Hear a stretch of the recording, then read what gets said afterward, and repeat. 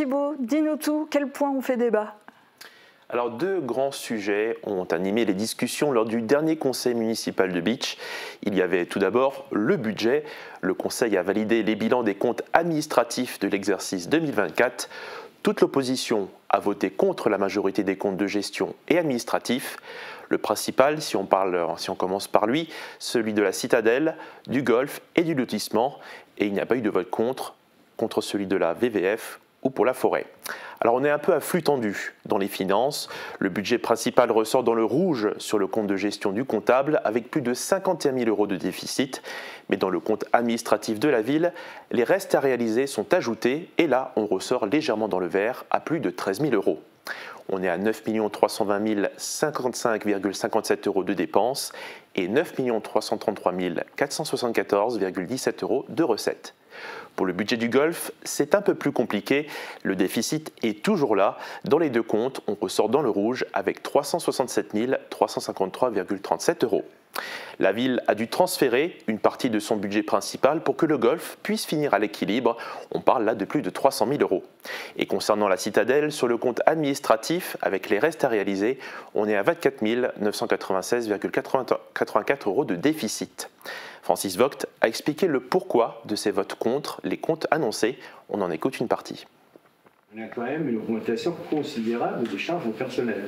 Et je pense qu'aujourd'hui, quand on voit le budget général et quand vous avez le compte de gestion, moins 51 000 aujourd'hui en négatif. Et quand vous voyez la situation, c'est pas neutre. Et pourquoi aujourd'hui je ne le vote pas? Parce qu'à un moment donné, quand on dit les choses, et je le dis d'une manière très simple, on le dit, et c'est en fin de compte, c'est circuler et en avoir. J'ai déjà abordé le sujet par rapport au personnel. Entre 2020 et aujourd'hui, on est à plus 780 000 €.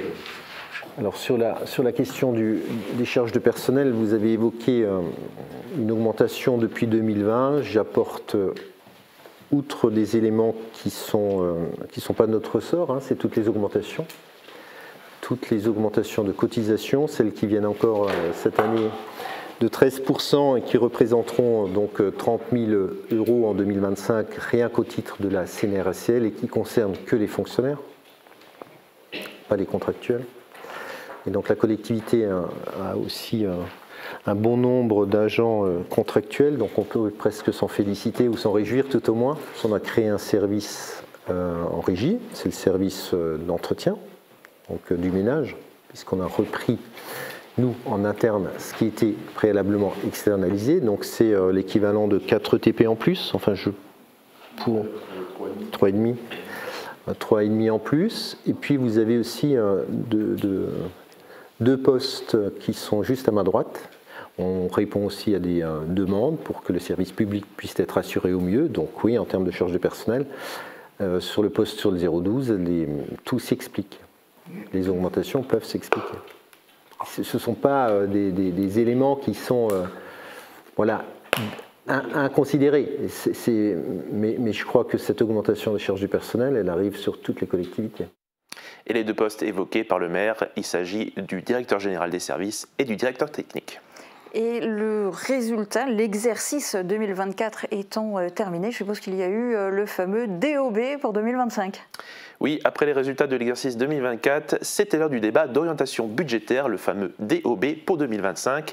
Marc-Antoine Vassant, dirigeant du cabinet Orfeor 360, était présent pour montrer un panorama du contexte économique national et de la situation financière de la ville de Bitche. Alors pour 2025, dans les orientations que précise l'étude, les dépenses à caractère général sont prévues à la hausse.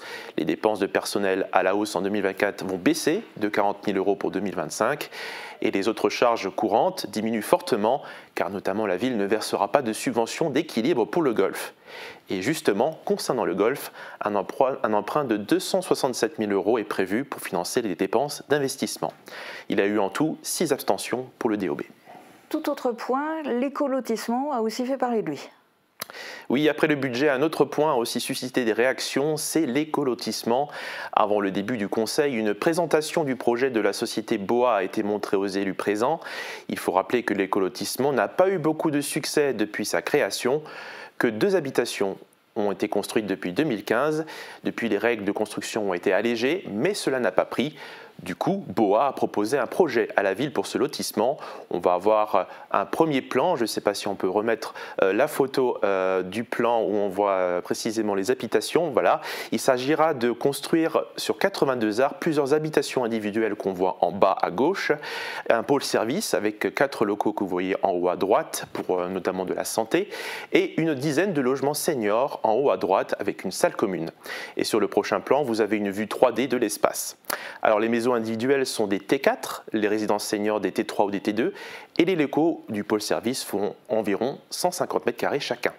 Alors ce projet a fait réagir l'opposition et je le rappelle, ce projet n'est pas figé, il peut encore être sujet à modification. On écoute Francis Vogt.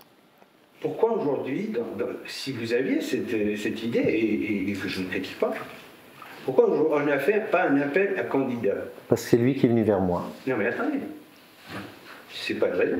Si. Un appel à candidature. Ce qui veut dire, on aurait pu faire l'appel à candidature. On aurait pu faire plein de choses, M. Vogt. Aujourd'hui, il y a quelqu'un. Non, mais je coupe court. On aurait pu faire plein de choses. On aurait pu faire plein de choses. Aujourd'hui, vous avez quelqu'un qui vient. Soit vous en voulez de ce qu'on propose des sur la table, soit vous en voulez pas, et on attend encore 10 ans et rien ne se passe. Thibault, d'autres points à évoquer ? Oui, on peut évoquer encore 2 autres points de l'ordre du jour. La ville a un projet d'agrandissement du cimetière municipal. Une désaffection d'une partie de la cour de l'école des Remparts sera la future extension du cimetière. L'emprise a été validée par le directeur académique, le directeur des services départementaux de l'éducation nationale de la Moselle et un avis favorable du préfet. Et en dehors des points à l'ordre du jour, dans les communications de fin de séance, la ville a reçu un courrier portant sur une demande de soutien du 16e BCP sur le projet de rénovation de la place d'Armes et du monument aux morts. Un point sera mis à l'ordre du jour lors d'un prochain conseil prévu le 10 avril. Merci Thibault pour cette synthèse.